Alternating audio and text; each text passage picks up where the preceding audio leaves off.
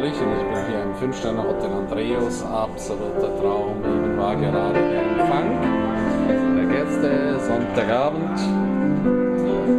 Hier der Pianist, der wunderschön spielt auf dem weißen Flügel.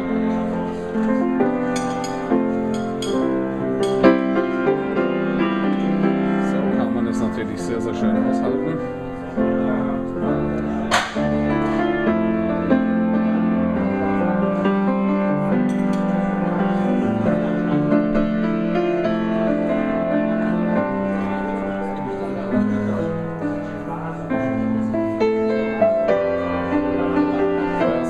Urlaub will, für den ist das Andreas absolut goldrichtig.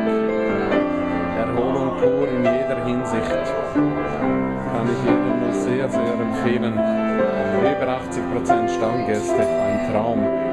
Ja, in diesem Sinne, schönen Abend. Hoffe, dass Ihr Sonntagabend genauso schön ist. Alles Liebe, tschüss, bye bye.